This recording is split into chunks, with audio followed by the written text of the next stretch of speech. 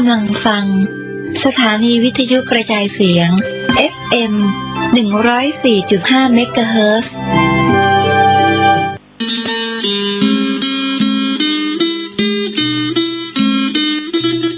ข่าวสารเพื่อการประชาสัมพันธ์ขอเชิญร่วมทำบุญทอดผ้าป่าสร้างถนนทางเข้าสวนป่าสามัคคีธรรมสถานที่ปฏิบัติธรรมบ้านสามัคคีตำบลบ้านผืออำเภอจอมพระจังหวัดสุรินทร์สถานที่จัดงานกุฏิพระธรรมโกษาจารย์คณะหนึ่งวัดมหาธาตุท่าประจันกรุงเทพกำหนดการวันพุธที่16 กุมภาพันธ์ 2565 10 นาฬิกาญาติธรรมพร้อมกันลานหน้ากุฏิพระธรรมโกษาจารย์ 10 นาฬิกา 30 นาทีพระสงฆ์จำนวน 9 รูปเจริญพระพุทธมนต์ 11 นาฬิกาถวายภัตตาหารเพลแด่พระสงฆ์คณะญาติธรรมร่วมรับประทานอาหาร 12 นาฬิกา 30 นาทีกล่าวสัมโมทนียกถา 13 นาฬิการ่วมทอดผ้าป่าสมทบทุนสร้างถนนทางเข้าสวนป่าสามัคคีธรรมร่วมทอดผ้าป่าออนไลน์ได้ที่ธนาคารไทยพาณิชย์สาขาบางลำพูเลขที่บัญชี 114-214-9897 สอบถามรายละเอียดเพิ่มเติมได้ที่ 094-662-6935 ได้ทุกวันก็เป็นส่วนงานบุญงานกุศลทอดผ้าป่าสามัคคีคณะญาติธรรมจากส่วนกลางและก็จังหวัดสุรินทร์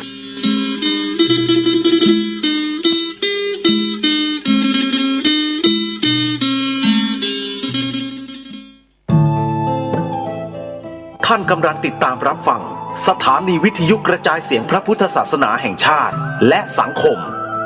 คลื่นเพื่อการศึกษาพระพุทธศาสนาและวัฒนธรรมระบบ FM 104.5 เมกะเฮิรตซ์รายการต่อไปเป็นรายการคดีโลกคดีธรรม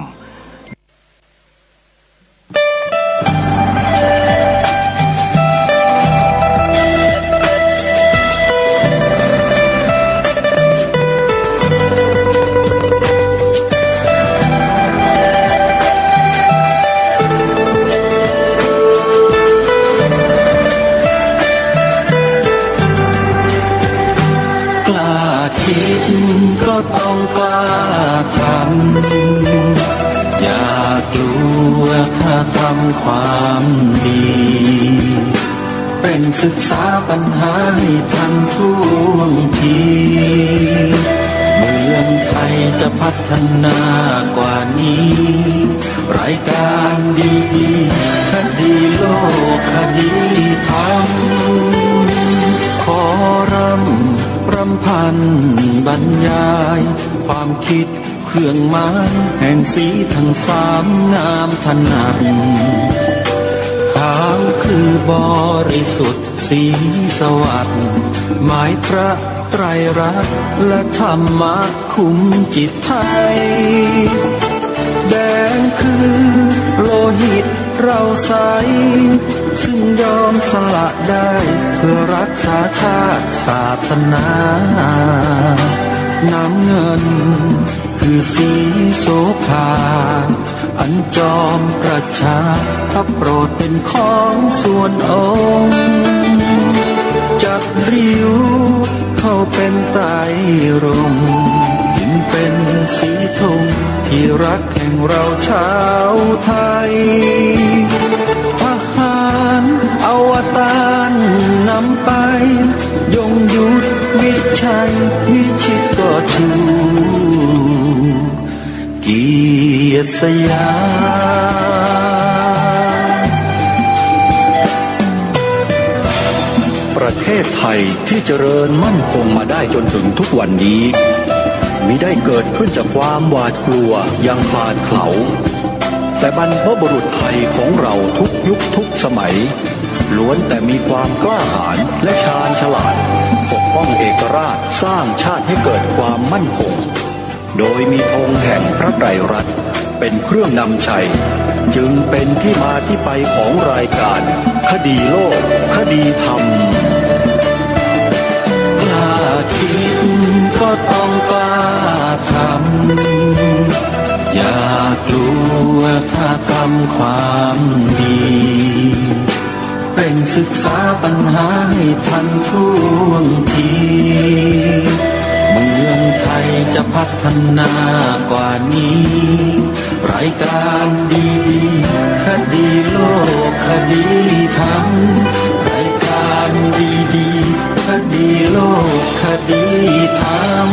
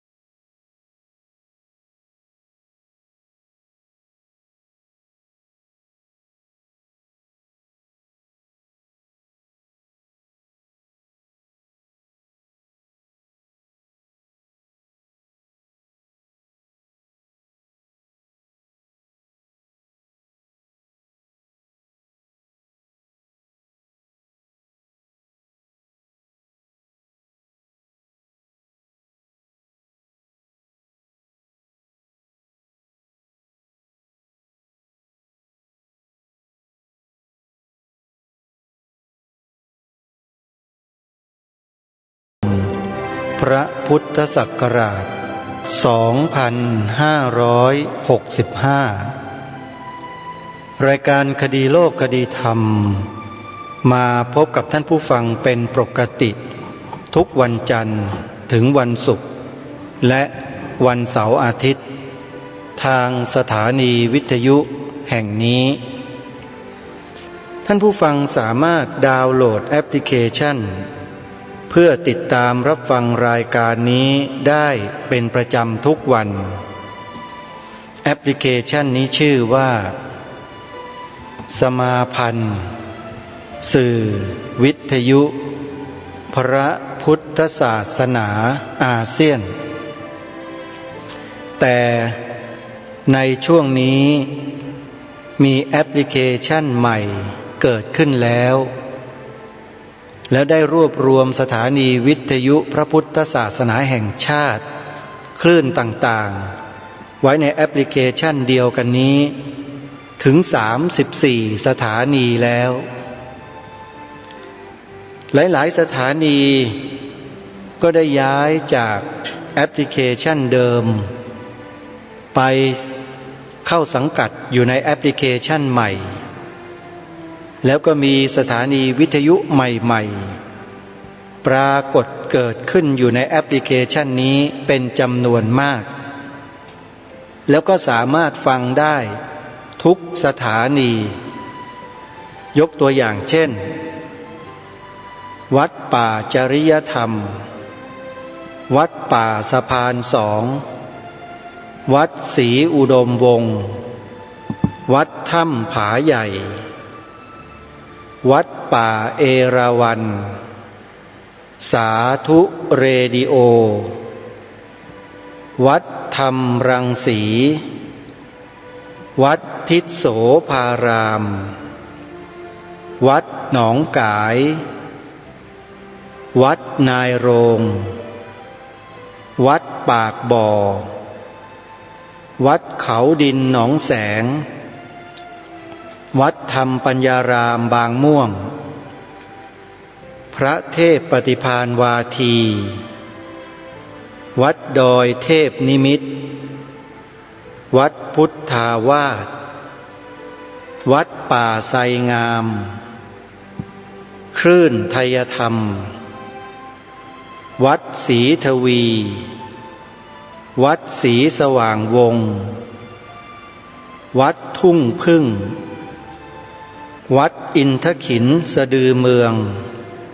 คลื่นพุทธบูชาวัดดอกจานรัตนาราม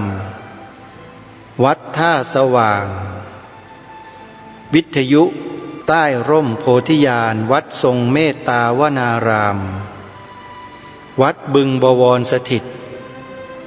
เจริญธรรมถาวรวิทยุวัดเทพชุมพลวัดสันป่ายางหลวง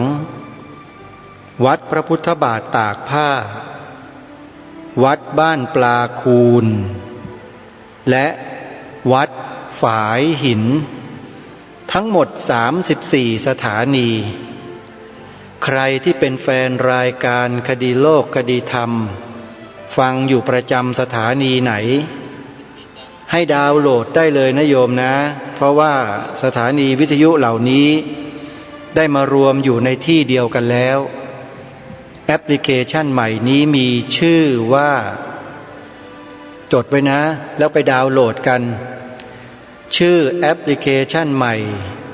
ชื่อว่าวิทยุพุทธศาสนาทั่วไทย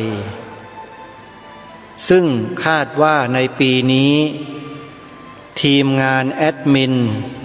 จะได้รวบรวมสถานีวิทยุพระพุทธศาสนาแห่งชาติอีกจำนวนหลายคลื่นมาไว้ในแอปพลิเคชันเดียวกันนี้เพื่อเผยแผ่ธรรมะให้พวกเราได้สดับรับฟังกันเต็มอิ่มจะเลือกฟังสถานีไหนเวลาใดครูบาอาจารย์ของเราท่านพร้อมที่จะจัดรายการเหล่านั้นให้เราท่านทั้งหลายได้ศึกษาเรียนรู้พระธรรมคำสอนขององค์สมเด็จพระบรมศาสดาสัมมาสัมพุทธเจ้าของเราแบบวิถีไทย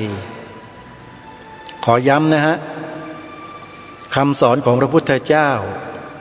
แบบวิถีไทยๆไม่ใช่วิถีแบบเคร่งเครียดซะจนไม่เอาใครเลยอย่างนั้นไม่ใช่ของเรานั้นประยุกต์ธรรมะของพระพุทธเจ้าเข้ามาสู่ชีวิตแล้วดำเนินชีวิตไปตามวิถีที่เป็นที่มีอยู่ในปัจจุบันขอย้ำนะในปัจจุบันสถานการณ์ของโลกเปลี่ยนแปลงไปในทิศทางใดเราชาวพุทธก็ต้องปรับใช้ธรรมะขององค์สมเด็จพระสัมมาสัมพุทธเจ้าให้สอดรับกับสถานการณ์นั้นๆในปัจจุบันด้วยไม่ใช่ดื้อดึงดื้อด้านจะยึดถือโดยไม่มีเหตุไม่มีผลไม่ได้บางสิ่งบางอย่างควรในสมัยครั้งพุทธกาลแต่ไม่ควรในสมัยนี้บางสิ่งบางอย่างไม่ควรในสมัยพุทธกาลแต่มันควรในสมัยนี้ก็มีเพราะฉะนั้นใช้มหาประเทศสี่เข้ามาจับเข้ามาสังเคราะห์วิเคราะห์ถึงสิ่งที่เป็นอยู่ในปัจจุบันแล้วนำหลักธรรมไปใช้ให้เหมาะสมกับสถานการณ์ที่เป็นจริงนี่คือศาสนาพุทธศาสนาพุทธนั้นเป็นศาสนาแห่งเหตุแห่งผลเป็นศาสนาแห่งปัญญาไม่ได้หมายความว่าให้สาวกเชื่อตะพึดตะพือโดยไม่คิดพิจารณาถึงความเป็นไปของโลกไม่ใช่พระพุทธเจ้าไม่ได้ทรงบังคับให้ถึงขนาดนั้นพระองค์ทรงวางหลักไว้ให้พวกเราศึกษาพิจารณาหาความลงกันได้กับโลกใบนี้ที่เป็นไปแล้วใช้ชีวิตให้เป็นอยู่กับโลกใบนี้ให้กลมกลืนกับโลกแต่ไม่ได้หมายความว่าให้เราถูกโลกกลืนนะไม่ใช่ให้โลกกลืนเรานะไอ้ตรงนี้แหละที่มันยากที่สุดก็คือตรงนี้แหละเราจะเข้าใจโลกได้ดีมากน้อยเพียงใดหรือไม่นั้นก็ขึ้นอยู่กับตัวพวกเราเองว่ามีความรู้ความเข้าใจในหลักธรรมคำสอนขององค์สมเด็จพระบรมศาสดาสัมมาสัมพุทธเจ้ามากหรือน้อยเพียงใดด้วยบางคนรู้นิดเดียวแต่เรื่องมากเหลือเกินเรื่องเยอะ พวกเนี้ยเขาเรียกว่าพวกเยอะพวกมโนชอบคิดไปเองทั้งนั้นบางสิ่งบางอย่างพระพุทธเจ้าไม่ได้ทรงให้กระทำแต่กลับกระทำกันเช่นเวลาพระถูกกล่าวหาว่ามีความผิดอย่างนั้นอย่างนี้แทนที่จะสืบสวนสอบสวนนำเอาหลักของสัมมุขาวินัยนำเอาหลักติณวัฏฐารกะวินัยนำเอาหลักต่างๆในอธิกรณะสมถะทั้ง7มาดำเนินการในเบื้องต้นไม่มีกระชากจีวรยันเข้าคุกอย่างเดียวไอ้อย่างเนี้ยมันถูกเหรอคนที่สั่งการก็ดีคนที่กระทำก็ดีมันทำถูกเลยเนี่ยแล้วคนที่ดีอกดีใจเห็นด้วยกับเขาน่ะมันเป็นยังไงจิตใจมันเป็นยังไงมีสติมีปัญญาพอไหมที่จะเข้าใจถึงสิ่งที่เป็นไปเหล่านั้นเป็นอย่างดีก็ไม่เข้าใจอีกแหละทั้งที่รู้อยู่นะว่าการกระทำเช่นนั้นทำไม่ได้พระสงฆ์นั้นขึ้นอยู่กับพระธรรมวินัยไม่ได้ขึ้นอยู่กับกฎหมายทางโลกเพียงอย่างเดียวไม่ได้หมายความว่าจะปฏิเสธกฎหมายทางโลกนะเปล่าแต่ต้องดูด้วยว่าหลักพระธรรมวินัยนั้นกล่าวไว้อย่างไรพุทธเจ้าทรงบัญญัติไว้อย่างไรต้องดำเนินการอย่างนั้นเป็นเบื้องต้นเราไม่ได้หมายความว่าเราปฏิเสธว่าพระสงฆ์ที่ถูกกระทำนั้นไม่ผิดแต่กระบวนการสอบสวนมันยังไม่ถึงที่สุดมันยังไม่ถึงขั้นถึงตอนอะไรเลยอยู่ๆก็เอาตำรวจมาเป็นกองทัพมาล้อมจับแล้วก็กระชากจีวรเข้าคุกอย่างเงี้ยไอ้อย่างนี้มันใช้ได้เหรอเนี่ยเหรอระบบของบ้านของเมืองที่มันเป็นอยู่มันใช่เหรออาตมาภาพถึงพูดเมื่อวานนี้ไงว่าข้าราชการในประเทศไทยของเราเนี่ยหาความสำนึกในความเป็นชาติของตัวเองเนี่ยมันเริ่มลดน้อยลงทุกวันอย่างที่ยกตัวอย่างเมื่อวานนี้แค่เพียงเรื่องง่ายๆยังไม่ทำกันเลยทำกันไม่ได้เลยไม่ใช่ทำกันไม่ได้หรอกทำได้แต่ไม่ทำประดับธงชาติคู่กับธงธรรมจักรในวันสำคัญทางพระพุทธศาสนาซึ่งได้ถูกกำหนดไว้เป็นวันสำคัญของชาติตามประกาศสำนักนายกรัฐมนตรีหัวหน้าส่วนราชการต่างๆยังไม่ทำกันเลยอันนี้มันเป็นเรื่องของสามัญสำนึกขั้นพื้นฐานนะเนี่ยแล้วข้าราชการไม่ทำกันหมายความว่าอะไรหมายความว่าอะไรลองไปพิจารณาตัวเองกันดูนะแล้วจะป่วยกล่าวไปใหญ่กับการกระทำกับพระสงฆ์ผู้ทรงศีลผู้ไม่มีพิษไม่มีภัยกับใครแล้วคุณก็สั่งการกันลงมาตามลำดับให้เจ้าหน้าที่มาดำเนินการจัดการกับพระทำให้ท่านถูกติดคุกติดตารางถูกสึกโดยที่ไม่ได้มีการสอบสวนเป็นขั้นเป็นตอนตามพระธรรมวินัยเลยแล้วถ้ามันเกิดเหตุการณ์อย่างนี้ขึ้นเรื่อยๆมิกลายเป็นความเคยชินหรือพระก็เคยชินปากก็พูดกันไม่ได้หุบเงียบกันหมดญาติโยมก็เห็นด้วยเห็นดีไปกับเขาเห็นผิดไปกับเขาอีกไปยกย่องไปชมเชยคนที่กระทำความผิดเช่นนั้นกับพระเจ้าพระสงฆ์อีกเป็นไปนู่นอีกเห็นไหมเนี่ยทุกสิ่งทุกอย่างเพราะมันขาดความรู้ความเข้าใจไม่ศึกษากันให้ดีไม่ทำความรู้ความเข้าใจกันให้ดีพอมีเหตุการณ์สถานการณ์เหล่านี้เกิดขึ้นทุกคนก็เงียบหุบปากเงียบมีแต่สื่อของฝ่ายตรงข้ามนั่นแหละตีมันทั้งวันทั้งคืนตีจนกระทั่งน่วมพอเข้ากระบวนการสู่ศาลมีคำพิพากษายกฟ้องทั้ง3ศาลคือศาลชั้นต้นศาลอุทธรณ์ศาลฎีกา พิพากษาว่าไม่มีความผิดแล้วสุดท้ายเป็นยังไงยังไม่หนำใจนะยังตามไล่ไปให้มีการออกมติทางคณะสงฆ์เพื่อที่จะยืนยันว่าท่านหมดจากความเป็นพระภิกษุไปแล้วอีกนะยังไม่พอนะตามล้างตามผลาญตามเช็ดกันอยู่อีกถามว่านี่คืออะไรมันใช่หรือด้วยเหตุนี้ครูบาอาจารย์ของเราเป็นจำนวนไม่น้อยได้พยายามปรึกษาหารือพิจารณาศึกษาข้อมูลต่างๆทางพระธรรมวินัยแล้วก็หันมาตกลงพูดคุยกันว่าเราจะทำกันอย่างไรในกรณีเช่นนี้ก็เลยออกมาเป็นรูปเป็นร่างขึ้นมาเมื่อเร็วๆนี้เองก็คือต้องมีการเปลี่ยนแปลงตัวบทกฎหมายบางอย่างที่เกี่ยวข้องกับคณะสงฆ์เนี่ยเสียใหม่เปลี่ยนแปลงอย่างไรยังไงนั้นท่านผู้ฟังทั้งหลายก็ลองคลิกเข้าไปดูใน YouTube เถอะท่านจะเห็นเองพิมพ์คำว่าตระเวนคนตระเวนธรรมกรมีดีแค่นี้เดี๋ยวก็เจอแล้วจำได้ไหมฮะเข้าไปใน YouTube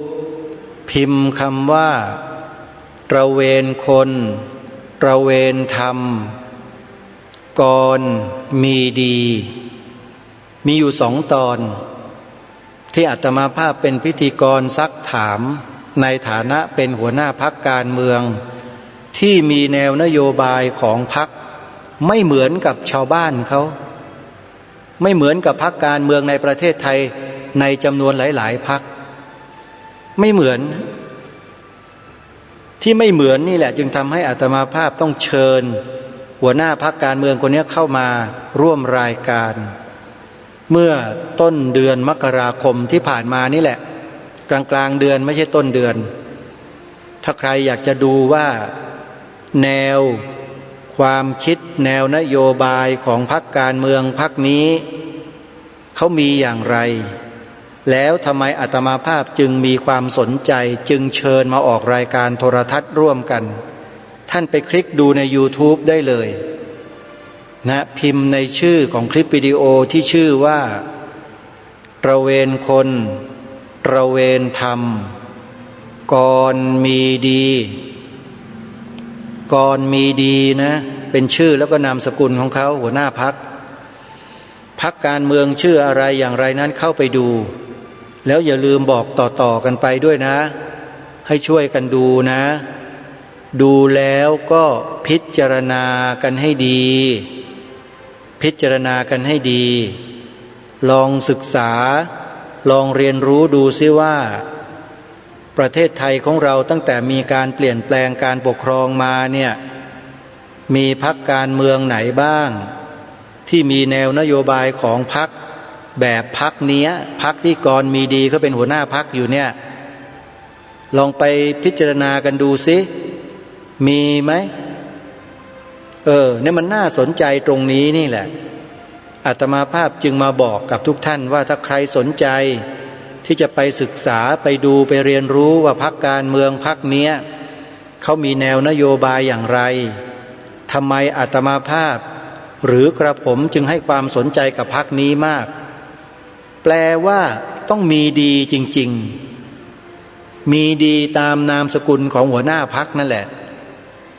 จะดียังไงก็ไปดูในคลิปนะฮะไปดูกันท่านสาธุชนท่านผู้ฟังทั้งหลายวันนี้เป็นวันต้นสัปดาห์วันจันทร์แล้วก็ใกล้จะสิ้นเดือนเข้ามาแล้วพอดีอาตมาภาพมีกิจกรรมที่จะให้ญาติโยมพุทธบริษัททั่วไปได้มีส่วนร่วมจริงๆแล้วเนี่ยไม่ควรที่อาตมาภาพจะมาบอกบุญญาติโยมในช่วงเวลาอย่างนี้แต่มันมีเหตุผลและมีความจำเป็นโยมอาตมาภาพไปปลูกป่าอยู่บนที่ดิน10 กว่าไร่ เป็นที่ดินมรดกของพ่อตกทอดมาจากปู่กับย่าแล้วก็ตกมาถึงอาตมาภาพจริงๆแล้วมรดกเนี่ยมีแค่3 ไร่เท่านั้นเอง3 ไร่กว่าแต่เมื่อแบ่งกับญาติพี่น้องของพ่อแล้วอาตมาภาพก็เลยทาบทามให้ญาติทางฝ่ายพ่อเนี่ยให้ขายกับอาตมาภาพอาตมาภาพจะซื้อไว้เองอย่าไปขายคนอื่นญาติพี่น้องจำนวน4 คนก็ขายมาที่อาตมาภาพนะคนละ3 ไร่คนละ3 ไร่กว่าคนละ3 ไร่กว่ารวมทั้งของอาตมาภาพด้วยก็เป็น16 ไร่กว่าก็ตัดสินใจแบบไม่ต้องลังเลสงสัยเลยว่าเมื่อได้ที่ดินมาแล้วจะทำอะไรตั้งปณิธานไว้ก่อนหน้านั้นแล้วตั้งหลายปีว่าถ้ามีที่ดินหรือมีใครถวายที่ดินเนี่ยจะปลูกป่าอย่างเดียวใครจะคิดจะว่ายังไงก็ช่างเพราะได้ศึกษาแนวพระราชดำริขององค์พระบาทสมเด็จพระบรมชนกาธิเบศรมหาภูมิพลอดุลยเดชมหาราชบรมนาถบพิตรแล้วทำให้อาตมาภาพและกระผมนั้นมองเห็นอนาคตอันสดใสเหลือเกินบอกได้เลยว่าถ้าเดินหรือดำเนินรอยตามพระองค์ท่านด้วยการนำโครงการตามแนวพระราชดำริอย่างใดอย่างหนึ่งที่คิดว่าตนเองหรือเราทำได้เนี่ยนะมาปฏิบัติตามพระองค์ท่านบอกได้เลยว่าจะไม่มีวันอับจนแต่มันไม่รวยหรอกแต่มันไม่อับจนแน่นอนอาตมาภาพก็เลยปลูกป่าที่ดินเดิมเนี่ยมีป่าอยู่แล้วที่ขึ้นเองโดยธรรมชาติเป็นป่าดิบมีอยู่ส่วนหนึ่งก็อนุรักษ์ไว้รักษาไว้เพราะถ้าหากอาตมาภาพไม่ตัดสินใจรับที่ดินผืนนี้ไว้นะป่าผืนเนี้ยที่อยู่บนที่ดินเนี้ยเป็นป่าดิบมีเถาวัลย์เต็มไปหมดเนี่ยนะไม่มีเหลือนะหมดแน่หมดจริงๆแต่เผอิญสิ่งศักดิ์สิทธิ์ดวงวิญญาณที่ศักดิ์สิทธิ์ในนั้นเนี่ยเขาไม่ต้องการให้ใครมาทำลายผืนป่าที่มีเหลืออยู่เป็นผืนสุดท้ายนั้นของที่ดินแปลงนี้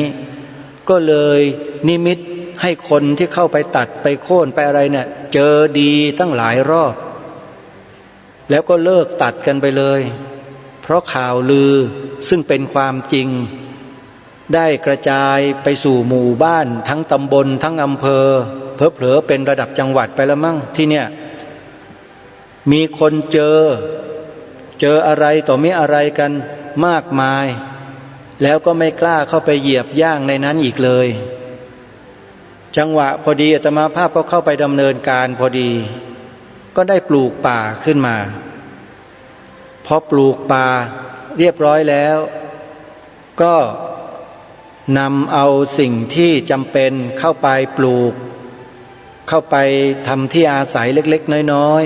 ๆทำถนนเข้าไปขุดสระน้ำขุดบ่อน้ำอะไรต่อไม่อะไรเพิ่มเติมซึ่งในช่วงเวลาระยะเวลาแค่2 ปีเนี่ยโยมมันทำไม่เสร็จหรอกเพียงแค่ให้มันสัญจรได้เดินได้เท่านั้นเองแต่ปรากฏว่าพอเข้าสู่ปีที่3ฝนตกลงมาในฤดูที่ผ่านมาเนี่ยถนนเนี่ยเดินแทบไม่ได้อย่าว่าแต่รถจะวิ่งเข้าวิ่งออกเลยตกลมอาตมาภาพต้องเข็นรถคนเดียวท่ามกลางสายฝนถนนมันยุบดินโคลนมันเละหน้าถนนมันไม่ได้โรยด้วยหินคลุกเอาไว้เพราะเราไม่มีงบประมาณ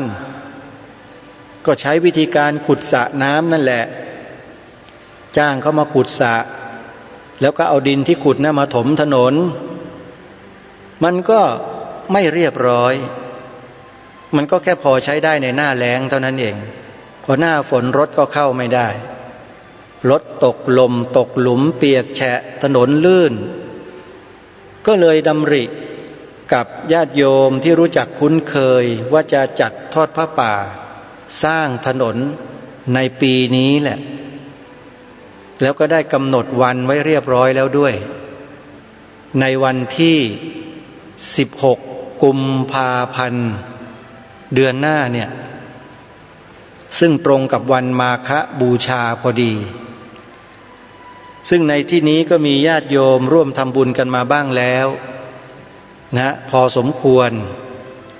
อาตมาภาพก็ไม่ได้อ่านรายชื่อออกอากาศอย่างเป็นทางการเพราะบางท่านก็ชมทางทีวีบางท่านก็ฟังทางวิทยุซึ่งอาตมาภาพต้องขออนุโมทนาบุญกับหลายๆท่านที่ตั้งใจแล้วก็โอนปัจจัยเข้ามาร่วมทอดพระป่าออนไลน์กับอาตมาภาพในฐานะในนามของสวนป่าสามัคคีธรรมถ้าหากท่านใดที่จะมีส่วนร่วมทำบุญทอดพระป่าสร้างถนนทางเข้าและปรับปรุงถนนเส้นเก่ากับสวนป่าสามัคคีธรรมที่อาตมาภาพเป็นผู้ดูแลอยู่ก็ยินดีต้อนรับทุกท่านทุกคนให้ท่านนั้นตั้งจิตอธิษฐานสร้างถนนด้วยกันอานิสงส์ใหญ่สร้างถนนเนี่ยนะใครจะร่วมบุญนะโยมตามกำลังเลยอาตมาภาพไม่ได้ตั้งกองทุนอะไรหรอกถ้าใครคิดว่าการทำบุญสร้างถนนมีอานิสงส์มากได้บุญมากก็ขอเชิญได้ตามกำลังของแต่ละท่านโอนปัจจัยเข้ามาร่วมทอดผ้าป่าออนไลน์ได้ที่ธนาคารไทยพาณิชย์สาขาบางลำพู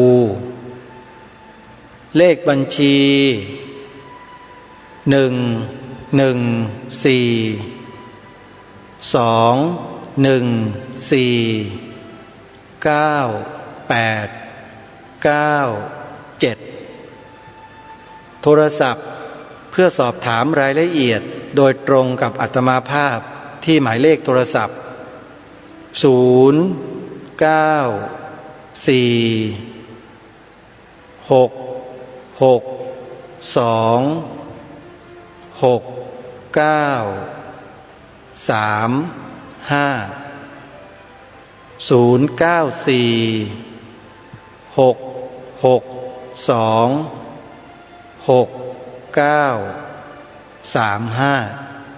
ก็ขออนุโมทนาบุญกับญาติโยมสาธุชนทุกท่านไว้ณโอกาสนี้ด้วยนะที่มีส่วนร่วมในการทำบุญสร้างถนนทางเข้าให้กับสวนป่าสามัคคีธรรมที่อาตมาภาพเป็นผู้ดูแลรับผิดชอบสถานที่แห่งนี้ในอนาคตข้างหน้าอาตมาภาพจะใช้เป็นสถานธรรมในการให้ความรู้ด้านธรรมะเพื่อชีวิตแก่ผู้คนที่สนใจคนที่มีความทุกข์อยู่ในใจแล้วแก้ไขไม่เป็นเนี่ยมาปรึกษาพูดคุยกับอาตมาภาพแล้วจะแนะจะบอกแล้วก็เสริมธรรมะให้กับท่านเหล่านั้นนำกลับไปใช้ในชีวิตประจำวันให้เกิดเป็นผลดีแก่ชีวิตและคนใกล้ชิดครอบครัวของตัวเองนี่คือความมุ่งหวังที่อาตมาภาพตั้งใจไว้ในอนาคตข้างหน้าแต่ถ้าไปพูดไปอะไรตอนนี้คนก็ไม่ค่อยฟังหรอกโยมเพราะผมมันยังไม่งอกผิวหนังมันยังไม่เหี่ยวพวกเรานี่มันก็แปลกพระหนุ่มๆเนนน้อยๆพูดธรรมะแล้วไม่ค่อยฟังกันหรอกติดอยู่ที่เนื้อหนังนั่นแหละแต่เวลาพระเหี่ยวแก่ๆเดินแทบไม่ไหวเนี่ยพูดอะไรนี่เชื่อกันไปหมดมันก็แปลกดีเหมือนกันนะอาตมาก็เลยคิดว่ารอให้มันแก่มันเหี่ยวก่อนค่อยไปสอนธรรมะดีไหมไม่งั้นญาติโยมก็ไม่ค่อยฟังหรอกเนี่ยอย่างตอนเนี้ยอาตมาภาพก็ยังไม่ได้แก่อะไรมากนะญาติโยมที่รู้จักที่เห็นกันก็คิดว่าไม่มีอะไรหรอกพระ ยังไม่มีประสบการณ์อย่างนู้นอย่างนี้ แล้วก็เลยไม่เชื่อไม่ฟังกันก็เป็นเรื่องปกติเป็นเรื่องธรรมดาท่านสาธุชนทั้งหลายโลกมนุษย์โลกก็เป็นอย่างนี้แหละติดอยู่ในแค่เนื้อหนังนี่แหละรูปร่างหน้าตาแต่ว่าไม่ได้เข้าใจเลยว่าสภาพที่แท้จริงเหล่านี้คืออะไรแล้วก็หลงไหลเคลิบเคลิ้มติดกันอยู่ติดทางบวกติดทางลบถือว่าติดทั้งนั้นแหละติดทางบวกก็ชื่นชอบติดทางลบก็คือเกลียดไม่พอใจไม่ชอบมันเสียทั้งสองอย่างนั่นแหละที่พระพุทธเจ้าตรัสสอนไว้นะมันไม่ได้ทำให้พ้นทุกข์ได้สักอย่างหนึ่งแต่การไม่ยึดติดการปล่อยวางได้ละได้วางได้นั่นแหละคือสิ่งที่สุดยอดที่องค์สมเด็จพระบรมศาสดาสัมมาสัมพุทธเจ้าทรงมุ่งหวังที่จะให้เหล่าพุทธบริษัทเรานั้นได้รู้และได้เข้าใจในสิ่งที่พระพุทธองค์ได้ตรัสรู้นั้นอาตมาภาพก็จะน้อมนำพระพุทธดำรัสตรัสสอนขององค์สมเด็จพระสัมมาสัมพุทธเจ้าในบางสิ่งบางอย่างบางเรื่องราวเนี่ยมาอุปมาอุปไมยแล้วก็มาแนะนำให้ผู้คนในโลกใบนี้ที่เขายังหาทางออกให้กับชีวิตไม่ได้เนี่ยให้เขาจะรู้จักคิด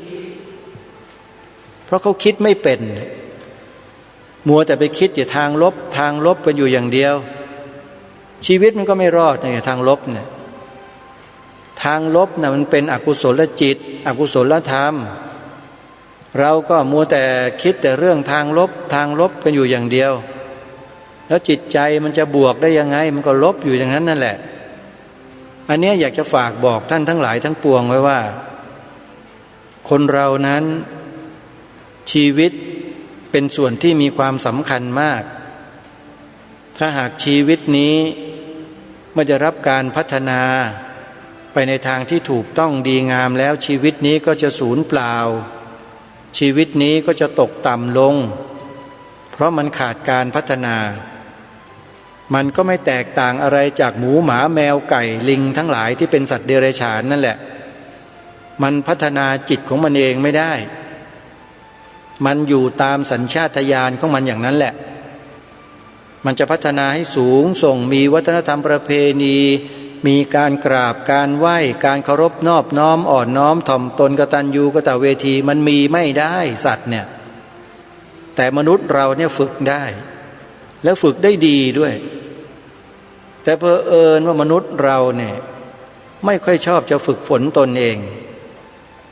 เมื่อไม่ฝึกฝนตนเองแล้วก็ยังจะไปตำหนิติผู้อื่นอีกนะว่าเป็นอย่างนั้นอย่างนี้แล้วก็คิดว่าตัวเองดีกว่าประเสริฐเลิศกว่าอย่างนั้นอย่างนี้ทีนี้มันก็ไปกันใหญ่แทนที่ธรรมะในใจมันจะเจริญขึ้นมันก็เลยกลับเป็นสภาวะที่ลบแล้วลดลงเรื่อยๆสุดท้ายอัตตวาทุปาทานก็ดีทิฏฐุปาทานก็ดีเหล่านี้ก็เกาะกินใจจนกระทั่งจิตใจมืดบอดไปในที่สุดหลงตัวเองอยู่อย่างนั้นมีตัวมีตนถือตัวถือตนอยู่อย่างนั้นเรื่อยไปแล้วอย่างเนี้ยจะบอกว่า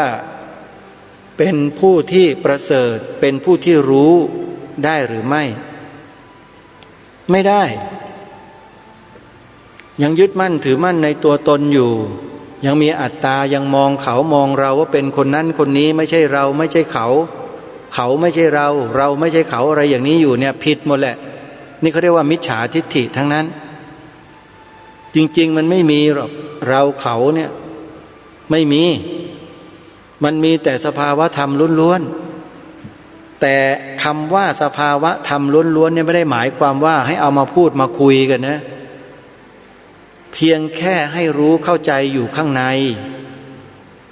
และเวลาจะนำมาใช้เนี่ยใช้ให้มันเป็นใช้ให้มันถูกการถูกเวลาถูกหน้าที่ถูกจังหวะอาตมาภาพย้ำเหลือเกินเรื่องนี้ทุกวันนี้ผ พวกเราเนี่ยไม่รู้จังหวะของสังคมเราว่ากำลังเกิดอะไรขึ้นแต่หลายท่านก็ทราบก็รู้มาบ้างแล้วว่ามีการพยายามที่จะเข้ามาทำอะไรกับบ้านนี้เมืองนี้ให้เปลี่ยนแปลงเป็นอย่างนั้นอย่างนี้โดยคนกลุ่มนั้นกลุ่มนี้ซึ่งหลายคนก็รู้ก็ทราบกันและเมื่อรู้แล้วทราบแล้วหลายคนเหล่านั้นก็ไม่ได้นิ่งเฉยดูดายต่างคนต่างก็ช่วยกันถ่อช่วยกันพายหาวิธีหาหนทางในการแก้ไขป้องกันหลายหน่วยงานหลายองค์กรที่ได้พยายามทำอยู่นั้นล้วนเป็นสิ่งที่นำไปสู่ความสงบสุขร่มเย็นของบ้านนี้เมืองนี้ทั้งสิ้นรายการคดีโลกคดีธรรมก็เป็นหนึ่งในนั้นที่ต้องการให้บ้านเมืองนี้อยู่กันอย่างสงบร่มเย็นเป็นสุขไม่เบียดเบียนกันด้วยประการใดๆแต่ที่ผ่านมาก็ดีปัจจุบันนี้ก็ดีเนี่ยมันมีการเบียดเบียนกันด้วยสิ่งใดๆกันแล้วฮะและมันชัดเจนด้วยแล้วผู้ที่ทำการศึกษาวิเคราะห์หาข้อมูลเขาก็เห็นชัดเจนว่ามันเกิดมาจากจุดไหนเขาตามจนกระทั่งเจอพอเจอแล้วเขาก็นำมาตีแผ่นำมาเปิดเผยมาบอกให้สังคมได้รู้ได้ทราบอันนี้ก็ถือว่าเป็นคุณูปการอย่างยิ่งสำหรับคนกลุ่มนั้นที่เขาทำหน้าที่ทำให้พวกเราได้มองเห็นตัวละครชัดเจนใครรำท่าไหนรำอย่างไรเป็นตัวอะไรในละคร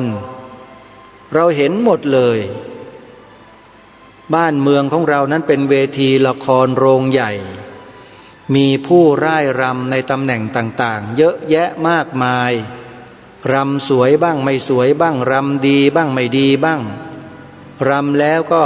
ไปคนละจังหวะกับเพลงก็มีบางทีก็เปิดเพลงไทยดันไปรำแบบฝรั่งอย่างเงี้ยหรือบางทีเปิดเพลงไทยดันไปรำเหมือนแขกอย่างเงี้ย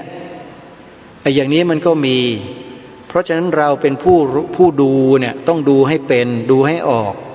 ว่าใครรำผิดใครรำถูก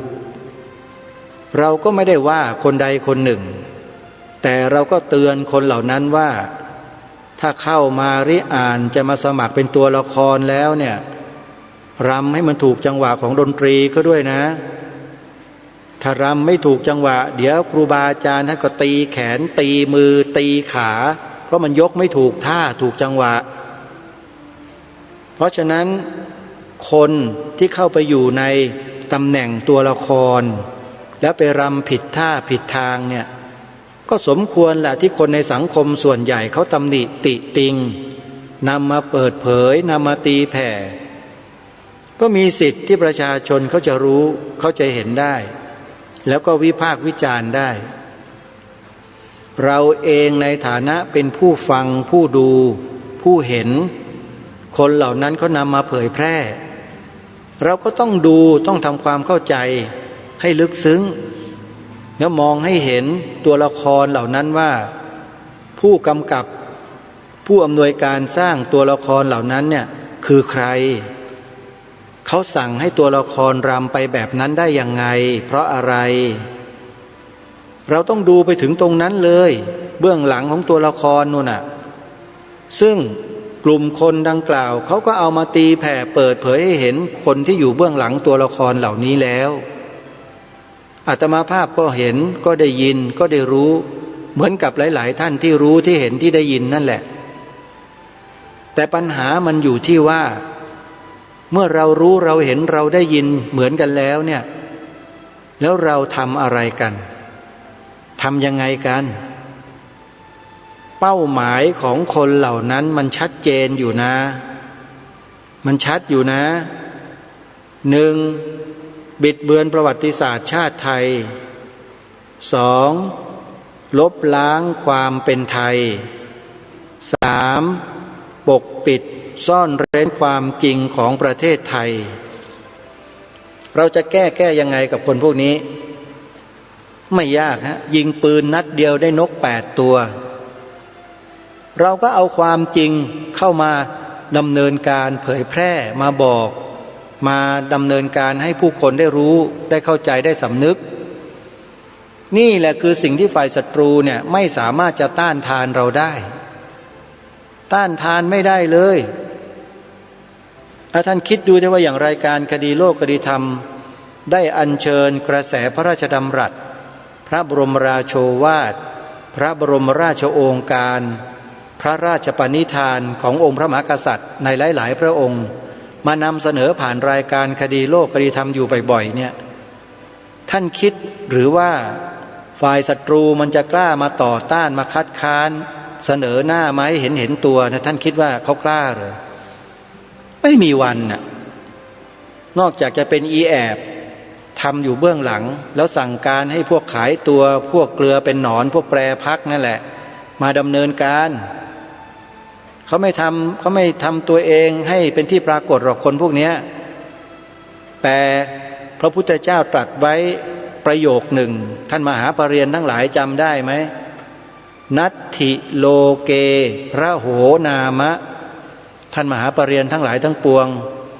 ท่านแปลแล้วท่านก็เข้าใจดีแต่ท่านจะเข้าใจถึงสภาวะความเป็นจริงหรือเปล่าเท่านั้นเนี่ย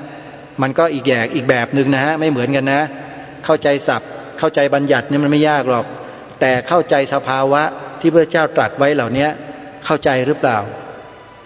แล้วมันสามารถนำมาใช้ประโยชน์อย่างไรตรงนี้ต้องเข้าใจด้วยบางคนก็เอาไปใช้ไล่จับผิดพระนะบางคนเนี่ยอันนี้เขาเรียกว่าไม่รู้จักกาลเทศะนะไม่รู้จักกาลเทศะจริงๆแล้วสิ่งที่องค์สมเด็จพระสัมมาสัมพุทธเจ้าตรัสไว้เนี่ยนำมาใช้ประโยชน์แก่ส่วนรวมได้เยอะแยะมากมายเลยนะเนี่ยอย่างรายการคดีโลกคดีธรรมที่อัญเชิญสิ่งเหล่านี้มาเนี่ยก็มาส่งมาเสริมให้พระพุทธศาสนาของเราเนี่ยมีความมั่นคงยิ่งขึ้นนะไม่ได้นำมาทำลายเลยแม้แต่นิดเดียวเหมือนกับใครที่กล่าวหาไม่ใช่แต่นำมาก็เพื่อให้ทุกท่านทุกคนเนี่ยเกิดจิตสำนึกในความเป็นคนไทยในความเป็นลูกหลานไทยในความเป็นพุทธมามกะอันนี้ลึกซึ้งมากคำว่าพุทธมามกะแต่พวกเราก็จะรู้จะเข้าใจกันหรือเปล่าก็ไม่ทราบก็ไม่เป็นไรฮะค่อยๆทำความรู้ความเข้าใจกันไปนะสุดท้ายนะช่วงท้ายรายการวันนี้ก็อยากจะฝากญาติโยมพุทธบริษัททั้งหลายว่าเรามีเทคโนโลยีสมัยใหม่มีมือถืออยู่กับตัวเราเนี่ยตลอด24ชั่วโมง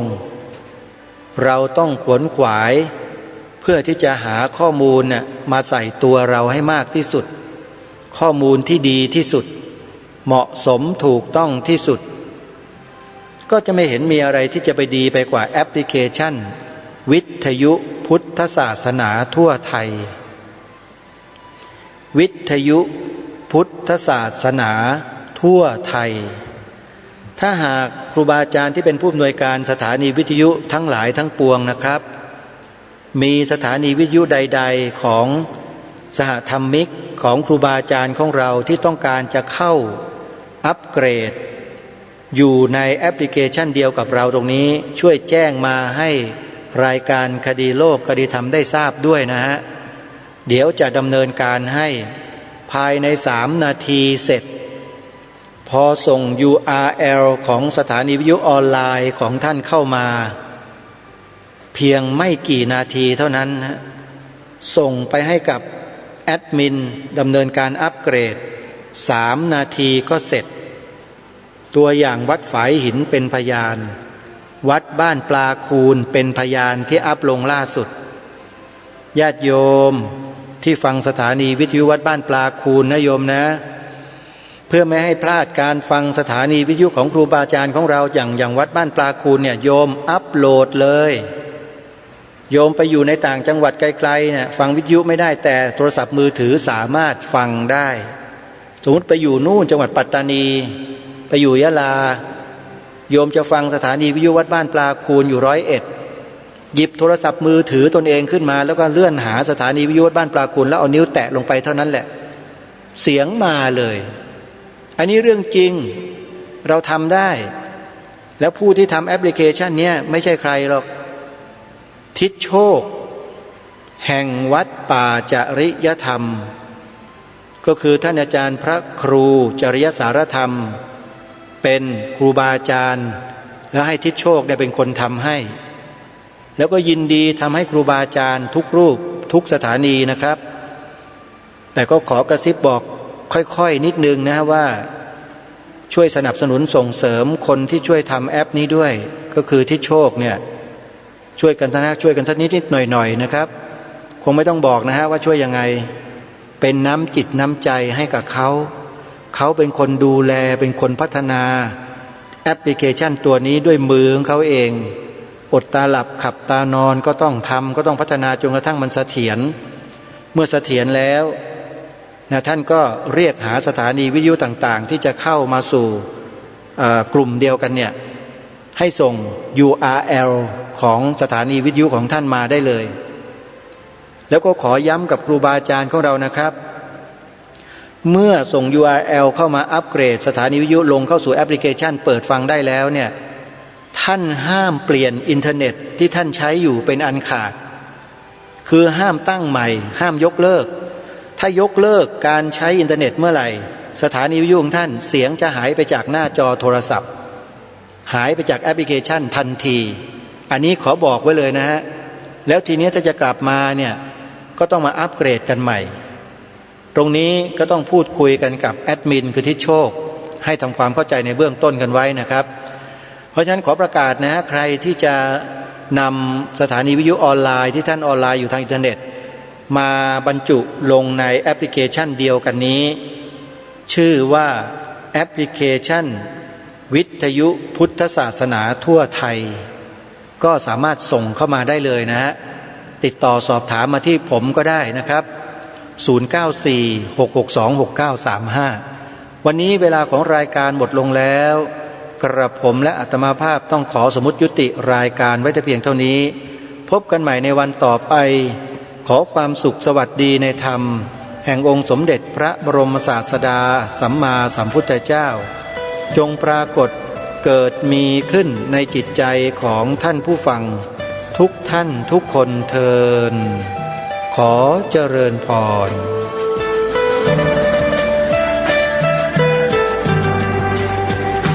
กล้าคิด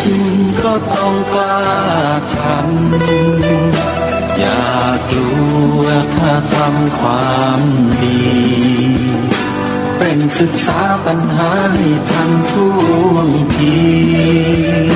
เมืองไทยจะพัฒนากว่านี้รายการดีๆคดีโลกคดีธรรมขอรำพันบรรยายความคิดเครื่องหมายแห่งสีทั้งสามงามถนัดขาวคือบริสุทธิ์สีสวัสดิ์หมายพระไตรรัตน์และธรรมะคุมจิตไทยแดงคือโลหิตเราใสซึ่งยอมสละได้เพื่อรักษาชาติศาสนาน้ำเงินคือสีโสภาอันจอมประชาถ้าโปรดเป็นของส่วนองค์จักริ้วเข้าเป็นไตรรงค์จึงเป็นสีธงที่รักแห่งเราชาวไทยทหารอวตารนำไปยงยุทธวิชัยวิชิตก็ชูเกียรติสยามประเทศไทยที่เจริญมั่นคงมาได้จนถึงทุกวันนี้มิได้เกิดขึ้นจากความหวาดกลัวอย่างคลาดเขลาแต่บรรพบุรุษไทยของเราทุกยุคทุกสมัยล้วนแต่มีความกล้าหาญและชาญฉลาดปกป้องเอกราชสร้างชาติให้เกิดความมั่นคง โดยมีธงแห่งพระไตรรัตน์เป็นเครื่องนำชัยจึงเป็นที่มาที่ไปของรายการคดีโลกคดีธรรมกล้าคิดก็ต้องกล้าทำอย่ากลัวถ้าทำความดีเป็นศึกษาปัญหาให้ทันท่วงทีเมืองไทยจะพัฒนากว่านี้รายการดีๆคดีโลกคดีธรรมรายการดีๆคดีโลกคดีธรรม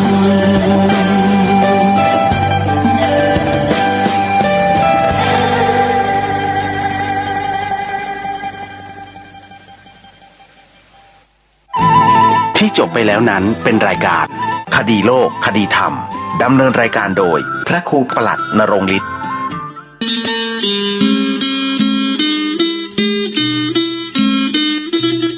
ข่าวสารเพื่อการประชาสัมพันธ์ขอเชิญร่วมทำบุญทอดผ้าป่าสร้างถนนทางเข้าสวนป่าสามัคคีธรรมสถานที่ปฏิบัติธรรมบ้านสามัคคีตำบลบ้านผืออำเภอจอมพระจังหวัดสุรินทร์สถานที่จัดงานกุฏิพระธรรมโกษาจารย์คณะหนึ่งวัดมหาธาตุท่าประจันกรุงเทพกำหนดการวันพุธที่16กุมภาพันธ์2565 10 นาฬิกาญาติธรรมพร้อมกัน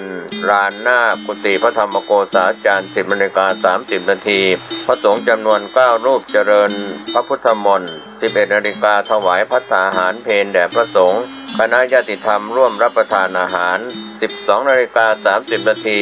กล่าวสัมโมทนียกถา 13 นาฬิการ่วมทอดผ้าป่าสมทบทุนสร้างถนนทางเข้าสวนป่าสามัคคีธรรมร่วมทอดผ้าป่าออนไลน์ได้ที่ธนาคารไทยพาณิชย์สาขาบางลำพูเลขที่บัญชี114-214-9897สอบถามรายละเอียดเพิ่มเติมได้ที่0946626935ได้ทุกวันก็เป็นส่วนงานบุญงานกุศลทอดผ้าป่าสามัคคีคณะญาติธรรมจากส่วนกลางและก็จังหวัดสุรินทร์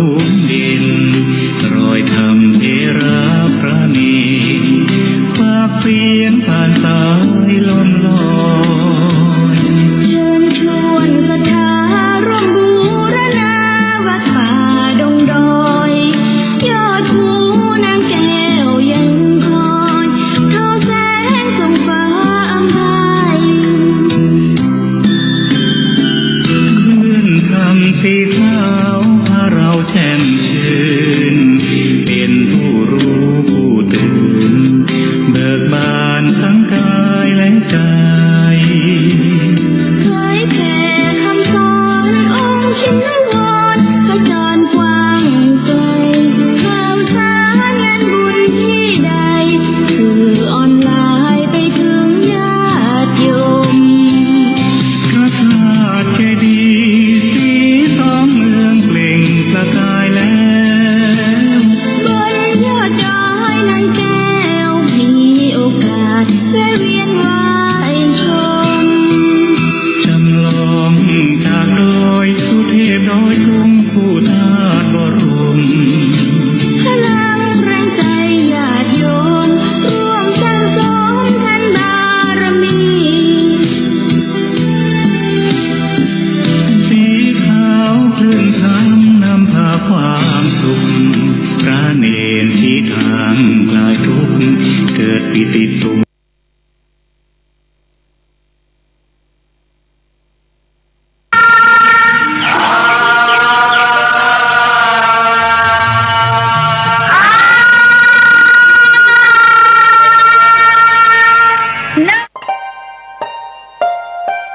ท่านกำลังรับฟังสถานีวิทยุสาธารณะจังหวัดเชียงใหม่คลื่นพัฒนาคุณภาพชีวิต FM 92.25 เมกะเฮิรตซ์บริหารและจัดการโดยวัดป่าแดงมหาวิหารส่งกระจายเสียงจากเลขที่71หมู่ที่14บ้านใหม่หลังมอตำบลสุเทพอำเภอเมืองจังหวัดใหม่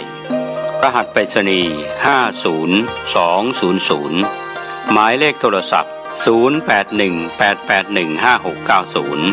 052000636-7สวัสดีครับท่านผู้ฟังที่เคารพการแบ่งปันความคิดดีๆวันนี้ผมกาเศษเพชรสำริดวิทยากรนำสารธรรมนำมาเสนอให้ท่านได้คิดได้พิจารณากันนะครับก็เรียกว่าพี่รู้สองน้องรู้หนึ่งในเรื่องของหลักธรรมคำสอนในทางพระพุทธศาสนาครับก็เราได้นำสาระที่เคยนำเสนอกันไปก็ได้พิสูจน์ความจริงในยุคอดีตก็ได้พิสูจน์กันมาแล้วในยุคปัจจุบันอาจจะกำลังเกิดขึ้นหรือเกิดอยู่กับท่านก็ตามนะครับวันนี้ผมเกษตรเป็นสมิตรผู้ดำเนินรายการก็นำเรื่องราวที่เกี่ยวกับพุทธธรรมนายของพระพุทธเจ้าเสนอโดยย่อๆไปเป็นส่วนใหญ่นะครับที่ได้นำเสนอกันก็ไม่ได้ลงลึกในรายละเอียดหรือยกตัวอย่างกันมากนักก็มีเรื่องที่เราควรจะได้นำมาพูดคุยกับท่านผู้ฟังในนี้ว่าความยุติและบวกกับธรรมก็เป็นยุติธรรมนั้นก็เป็นเรื่องราวที่เกี่ยวข้องกับสุบินนิมิตความฝันของพระเจ้าประเสนที่โกศลทรงฝันไว้ตอนหนึ่งเรื่องนี้ว่าได้เห็นม้าแปลกประหลาดมีสองปากหิวกระหายน้ำลายไหลอยู่ตลอดเวลาหญิงชายก็พากันเอากล้าข้าวเหนียวมาป้อนให้กินเท่าไหร่ก็ไม่พอนี่แหละเป็นความฝันที่เกิดขึ้นในยุคสมัย 2,500 กว่าปีที่พระเจ้าประเสนที่โกศลฝันคืนเดียว16เรื่องเป็นนิมิต16ข้อแต่ความฝันนั้นไม่ได้เกิดขึ้น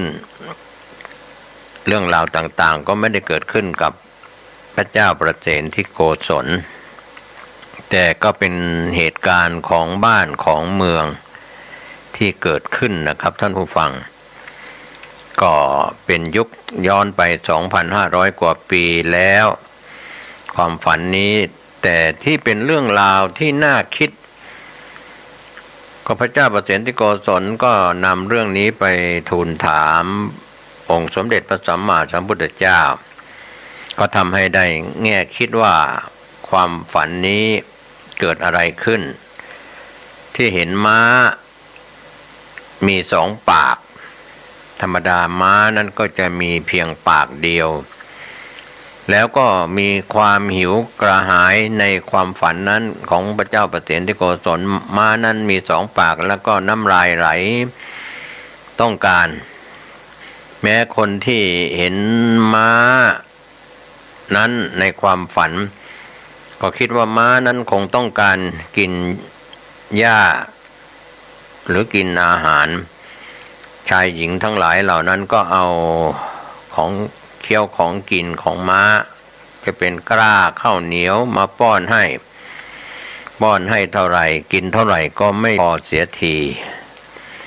นี่เป็นความฝันว่าเป็นทำนายความฝันในความฝันของพระเจ้าประเสนที่โกศลเรื่องนี้ทำให้เห็นว่าม้าสองปากในยุคนั้นก็ไม่ได้เกิดขึ้นกับพระเจ้าประเสนที่โกศลแต่พระพุทธองค์ทรงทำนายหลังจากพระเจ้าประเสนที่โกศลทรงทูลถามพระพุทธองค์สมเด็จพระสัมมาสัมพุทธเจ้าทรงอธิบายทำนายความฝันข้อนี้ว่า ม้านั้นมีสองปากเห็นหญ้าแล้วก็อยากเรียกว่าอยากแล้วก็อ้าปากน้ำลายไหลจนคนที่ผ่านไปมาหญิงชายผ่านไปมาเห็นเข้าก็อ่อนใจเรียกว่าให้หญ้ากินแล้วก็ไม่รู้จักจบสักทีก็พุทธธรรมนายก็พยากรณ์ไว้ว่าภายภาคหน้าจากวันนั้นจนถึงวันนี้หรือจะมีต่อไปในอนาคตอย่างไรก็เข้าทำนองที่ว่าทำนองนี้ทำให้คิดได้ว่าการที่จะช่วยเจรจาแนะนำวางท่าทางก็เรียกว่าหน้าเกรงขามแต่มีจริตความคิดก็คือในส่วนของคณะตุลาการมีท่านผู้พิพากษาอัยการทนายความหรือเจ้าหน้าที่ทหารฝ่ายตำรวจไม่ว่าจะเป็นฝ่ายทหารก็เป็นด้านพระธรรมนูญในปัจจุบันส่วนตำรวจก็เกี่ยวกับคดีความการที่มองเห็นเช่นนั้นก็คือเป็นเรื่องที่ม้าสองปากนั้นก็เรียกว่าฝ่ายโจทย์ฝ่ายจำเลยพระพุทธองค์ทรงพยากรณ์ว่าต่อไปความฝันนี้ที่เกิดขึ้นกับพระเจ้าประเสนที่โกศลนั้นจะเป็นเหตุการณ์ที่เกิดขึ้นคำว่าอนาคตภายภาคหน้าก็คงจะมาถึงพวกเราแล้วหรือยังหรือถึงมานานแล้วกว่า 2,500 กว่าปีคำว่าอนาคตของพุทธธรรมนายก็คือมนุษย์นั้นจะไร้ศีลไร้ธรรมไม่เอาศีลไม่เอาธรรมผู้คนก็จะมัวเมาลุ่มหลงในโลกียสุขมากขึ้นเรียกว่าจิตใจเสื่อมทรามลงด้วยความโลภความอยากเรียกว่ากามตัณหาก็ถือว่าในยุคนี้เราก็คงจะหนีไม่พ้นแน่นอนชายหนุ่มหรือหญิงสาวโดยเฉพาะหญิงสาวแต่งตัวผ้าไม่พอตัดไม่พอใช้วับแวมโชว์ส่วนนั้นส่วนนี้ก็จะทำให้เกิดตัณหาราคะมีคดีความเกิดขึ้นในคำทำนายนี้ก็คือพระพุทธองค์ทรงชี้ไปที่ผู้ทำหน้าที่ตัดสินคดีความในศาลสถิตยุติธรรมไม่ว่าจะเป็นผู้พิพากษาตุลาการอัยการทนายความก็รวมไปถึงเจ้าหน้าที่ตำรวจหรือทหารที่เป็นทหารพระธรรมนูญก็แล้วแต่ผู้ดูแลทุกสุขของประชาชนฝ่ายปกครองต่างก็เข้าข่ายที่เรียกว่ากินสินบาทกินสินบนฉวยโอกาสยามที่ประชาชนกำลังตกทุกข์ได้ยากเดือดร้อนมีคดีความเกิดขึ้นแทนที่จะมีเมตตากรุณาหรือหาทางผ่อนสั้นผ่อนยาวในเรื่องราวที่เกิดขึ้นในคดีที่เกิดขึ้น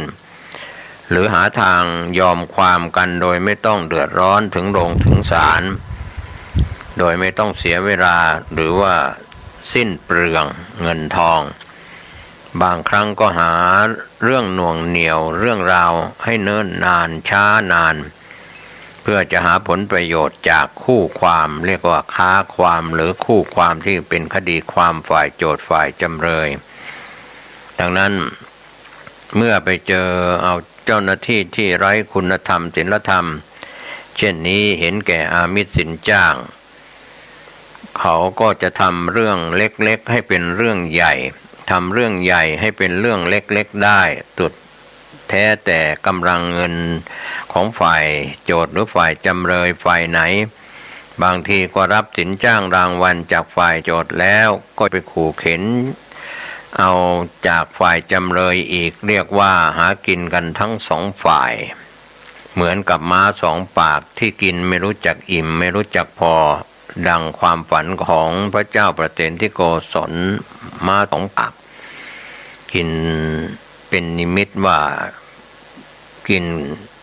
สินบาทค่าสินบนทั้งสองฝ่ายโจทย์ฝ่ายจำเลยมาแล้วก็เรื่องเหล่านี้นะครับท่านผู้ฟังที่เคารพครับก็เคยปรากฏดาษดื่นกันจากยุคที่เราจำความได้คดีความต่างๆผู้มีอำนาจ